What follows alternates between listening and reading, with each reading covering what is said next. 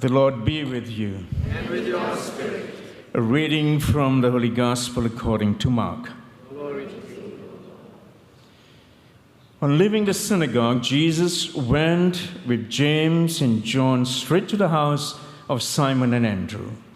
Now Simon's mother-in-law had gone to bed with fever, and they told him about her straight away. He went to her, took her by the hand, and helped her up. And the fever left her, and she began to wait on them. That evening after sunset, they brought to him all who were sick and those who were possessed by devils. The whole town came crowding round the door, and he cured many who were suffering from diseases of one kind or another. He also cast out many devils, but he would not allow them to speak because they knew who he was. In the morning, long before dawn, he got up and left the house and went off to a lonely place and prayed there. Simon and his companions set out in search of him, and when they found him, they said, "Everybody is looking for you." He answered, "Let us go elsewhere, to the neighboring country towns, so that I can preach there too, because that is why I came." And he went all through Galilee, preaching in the synagogues and casting out devils. The Gospel of the Lord. Praise to you, Lord Jesus Christ. Okay, let's break the word of the Lord. What I want to speak about or share with you my reflection as I prepare, which I did yesterday at one of the parish there. The common thread that runs through all the readings, I want to touch is on the subject of attitude. And to put a bit more on the point, faith attitude that we need to adopt, that we need to grow into, in which then it has to become part and parcel of our being as Christians, a human Christian. This is vital because eventually we find that this is what it's all about, because we have to learn, as St. Paul puts it in his writing, learn to have the mind and the heart of Jesus. So he's talking about attitude, which in the English definition of this word, it means it implied about character, about mentality, about perception, and how we apply it in our relationship, not only with God, but with each other, more with each other, okay? And if it is good and positive, loving attitude, it will help us a long way to go to become a better person. If it's negative, it's going to pull us down. It's going to offend others. It's going to offend God. And we're going to hurt ourselves too. Okay? So we find then in Jesus, who calls us to learn to be like him.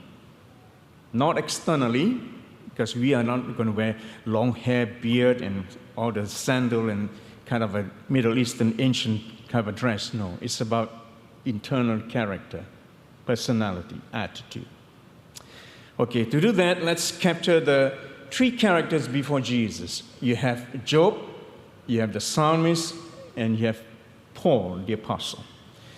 Okay, I'm going to spend a bit of time, not until midnight with you, okay? All right, just a bit longer, just to touch, because that's where we pick up the lesson, and I hope you can pick it up. Okay, the story of Job is from the Old Testament, and it's a narrative that may not be about a real figure, but definitely about somebody there in whole journey there that possess such characteristic. Job is described as a very good person, a man of God. That means he is truly a friend of God, a lover of God, and who lived his life beautifully for God and others. So he received that blessing from God, good health, big family, loving wife, many children, many properties, herds and flocks of sheep, cattle, and goats, and so forth. So he was really a very rich and wealthy man, at the same time, a good man, a friend of God. Then the scenario changed. We have Satan, the one who opposes God, and everything connected with the goodness of God in us, challenge God and say, you say he is good because he has got everything from you, all the blessing that a person needs to really be faithful to you. So Satan challenged God. Let me put him to the test to see whether it's true or not. If I were to remove everything, the blessing, let's see whether he'll be faithful. That's the background of it, okay? I want you to be aware of that. And the text we have just selected was about him being so crippled by all these trials and testing. God allows Satan to test. God has faith in Job. The only condition God said to Satan, okay, you can test him, but don't you dare touch his person. Okay? All right, that's the condition. So Satan tested Job, giving him a lot of problem. He lost his property, he lost his inheritance, he lost his wealth, everything, to the point that he even lost his health. He was hit by terrible skin diseases that even his closest friends suspected in the ancient days. When you sin, when you have all this kind of disease, that means you have sinned against God, you're in trouble. That's how they see it. That's how they saw it. And so that's the background that I want you to be aware when we hear the first reading just now. So at that point, Job was telling God, and for everybody to hear his friends said, what is life all about? It's so painful, okay? It's so suffering. It's no meaning in it all. I can't sleep, and then I wake up, it's so boring, it's so painful.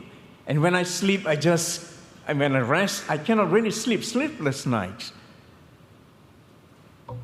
That's how the story, that narrative described, that's his condition. But later on, if you read more, you'll find that he was faithful to God even when the trial hits him so hard. That's what we want to pick up. That means his faith attitude with God did not diminish even when he had to suffer so much. When he lost all his wealth and power and comfort and joy and love with his children, his animals, and so forth. He really was brought right down. His faith attitude remained steadfast. That's a thing that you and I have to pick it up. Because we will all go through somehow, may have gone through, or going through, or will go through some kind of trials that will test us whether we really believe in God and whether we really let God work in us even when we are in deep trouble. Okay? Stop that one. Okay. Now let's go to the psalmist. He wrote the psalm of praise to God at a time when there's so much problem too. You can read that one, you can see it's coming out. Israel as a nation, as a people, individual formed together, was sent into exiles. And often the history of Israel being in exile was because they were unfaithful to God. They did not keep the covenant of God. And so when they put God out of the picture, what do they have? They are just a small nation, and the neighbors and enemies were much bigger than them. Even today, you can see Israel, how small, surrounded by all the other Middle Eastern countries that want to get at Israel, isn't it? Okay? So that's how it was. So the psalmist did not lose faith. He learned, and he went through, and then he looked to God, and he continued to focus on God, that God is in charge of everything. He is the Lord of heavens, everything up there, and of the earth. He is in control. But he let us play and dance as we want to in our lives. But he is in charge, he sees. So the psalmist was very aware, and he never forget that one. That kept him going. That's why he could articulate that and tell his fellow Israelite or Jews, do not be afraid. Look at God constantly. Focus on that. Stop that one. Now let's go to St. Paul. That man, very smart, very intelligent guy, genius, in fact, in the ancient world of his standard, all right? But just because he's smart doesn't mean he get God, you know. No, he did not get God at all. He thought he got it through the Torah. But God is more than just the written text, whether it's on paper, on papyrus, on tablets. God is beyond all that. Okay? It's we who need the tools here to write it, to record it, so that we can pass it on, or so that we can remember now. But God is beyond all that. Just like today, God was certainly beyond AI. You can be sure of that. AI is our invention. If we're not careful, we're going to get into trouble with our own invention. Already has shown in history. And so St. Paul was then looking at God more and more through Jesus because he had an encounter with the divine, with the sacred of God through Jesus. And so when he wrote that one to the church in Corinthians there, they definitely have to go through a lot as a small group of Jews who became Christian and rejected or surrounded by the majority of Jews who denied Jesus. So they got themselves in quite a fix. So Paul is telling them they have to look at Jesus again. And he did that by looking at himself. Okay, what Jesus had done for him, and that he's willing to suffer for Jesus so that he can share the good news of Jesus that he experienced with his fellow Jews.